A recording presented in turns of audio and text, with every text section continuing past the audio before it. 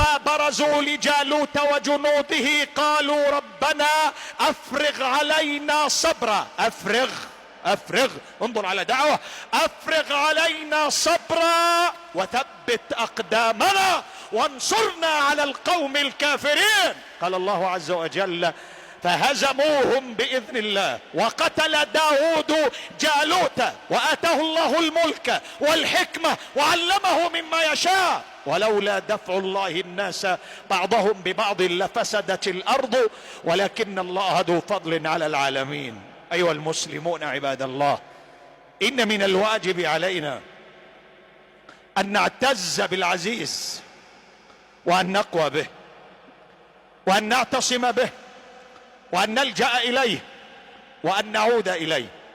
فما القوى البشرية في هذا الكون إلا تحت يده وتحت أمره وتحت قهره وتحت غلبته، ولكن الله أخبرنا أنه يبلو بعضنا ببعض. إن الذين يحادون الله ورسوله أولئك في الأذلين. كتب الله لأغلبن أنا ورسلي إن الله قوي عزيز. فالله كتب سبحانه وتعالى أن يغلب، إنه قوي عزيز. ولهذا الواجب أن يثق المسلم بربه وأن يتوكل عليه. مشكلة الأمة اليوم ليست سياسية ولا اقتصادية ولا اجتماعية ولا عسكرية، وإن كان يوجد فيها خلل. المشكلة الأصل التي تعاني الأمة منها هي مشكلة دينية عقدية.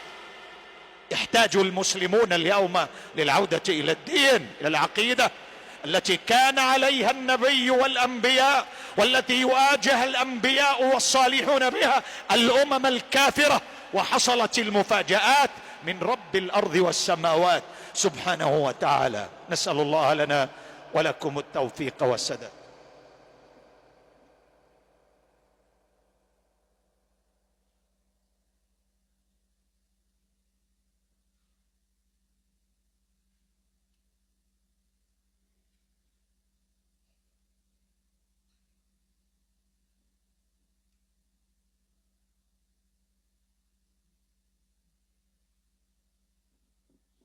الحمد لله،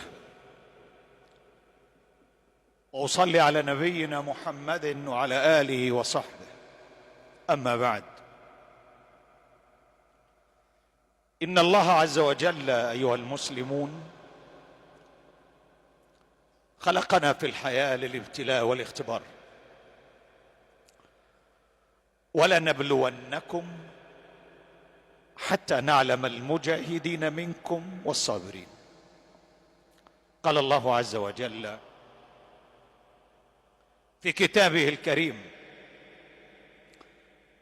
ولنبلونكم بشيء من الخوف والجوع ونقص من الأموال والأنفس والثمرات وبشر الصابرين.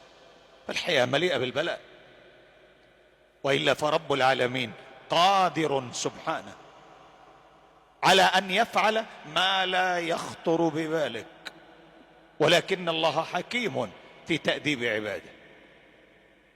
في معركة أحد ذنب واحد وحصلت لوثة على المسلمين بذنب، بلاء من الله. في معركة حنين ذنب واحد وحصلت لوثة على المسلمين بذنب واحد، فما بالك بذنوب اجتمعت علينا. ذل الناس، وسبب الذل الحاصل في وسط الأمة يعود إلى عدم تمسكها بدينها.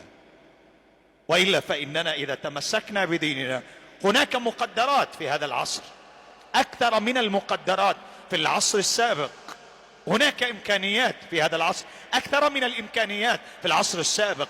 هنا أمور كثيرة جدا في عصرنا أكثر من العصور السابقة، لكن حصل ضعف في الجانب الأصل وهو جانب الإيمان. الله عز وجل إذا انتهت حياة أهل الإيمان من الأرض يدمر الأرض كلها، مش أمريكا بس، لا، الأرض كلها، ولا روسيا، لا، الأرض كلها. إذا وقعت الواقعة ليس لوقعتها كاذبة خافضة رافعة إذا رجت الأرض رجا وبست الجبال بسا وكنتم هباء منبثا وكنتم أزواجا ثلاثا إذا زلزلت الأرض زلزالها وأخرجت الأرض أثقالها يوم تبدل الأرض غير الأرض والسماوات وبرزوا لله الواحد القهار. خلاص، إذا لم يكن هناك أهل إيمان على وجه الأرض ولا يوجد مؤمن وما بقي إلا الكفار يدمر الله الكون كله. خلاص، لا حاجة لهؤلاء العصاة.